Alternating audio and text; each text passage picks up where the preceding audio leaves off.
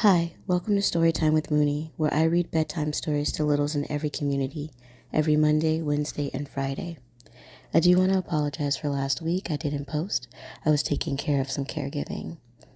But feel free to follow me on Instagram at Moonie the Space Kitty or at Moonie the Space Kitty SFW. The only difference between the profiles are the tags that I use. On my profile, you'll have access to the items in my little shop. Now grab your stuffy and get real comfy. Let's get started. Today's story is The Elves and the Shoemaker. There was once a shoemaker who lived with his wife. Although they worked from dawn until dusk, they were very poor. "We have only enough leather to make one more pair of shoes to sell," the shoemaker told his wife one day. "What will become of us?" asked the shoemaker's wife. "How can we live without money?" The shoemaker shook his head sadly. He cut out the leather and left it on his workbench, ready to start the work for the next morning. Then the couple went to bed with heavy hearts. In the middle of the night, when the house was quiet and pale moonlight shone into the workshop, two elves appeared. They were dressed in rags, but had eyes as bright as buttons. They explored the workshop, balancing on cotton reels and peering into cupboards. Soon they found the leather.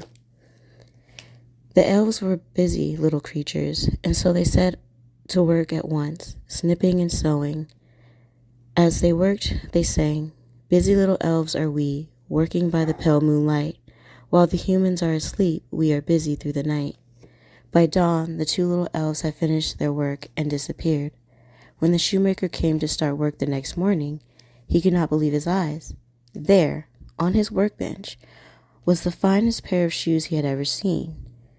"The stitches are so delicate," he said, as he showed his astonished wife the beautiful shoes. "I will place them in my window for everyone to see." Soon, a rich gentleman walked by the shop. He saw the stylish shoes and came inside. The rich gentleman tried on the shoes and they fit perfectly. He was so delighted that he gave the shoemaker twice the asking price. "I can buy more leather," said the shoemaker happily to his wife. That evening, the shoemaker cut out the leather for 2 pairs of shoes. He left it on his workbench for the next morning. In the middle of the night, the two elves appeared again. They explored the workshop, climbing on the tools and swinging from the shoelaces. Soon they found the leather, and the elves set to work at once, snipping and sewing. And they worked and they sang, "Busy little elves are we, working by the pale moonlight. While the humans are asleep, we are busy through the night." By dawn, the two little elves had finished their work and disappeared. Once again, the shoemaker came into his workshop and found the shoes neatly finished on his bench. The shoemaker placed them in his window. By now, the rich gentleman had told his friends about the shoemaker's fine work. The 2 pairs of shoes sold that same day for more money than the shoemaker could ever have dreamed of. The shoemaker now had enough money to buy leather to make 4 new pairs of shoes. "But who can be helping us?" asked the shoemaker's wife. That evening, the shoemaker cut out the leather for 4 pairs of shoes. He left it on his workbench as usual. Then the shoemaker and his wife hid and waited. In the middle of the night, they watched in amazement as the 2 little elves appeared. As usual, the elves explored the workshop. They danced with colorful ribbons and jangled pretty beads.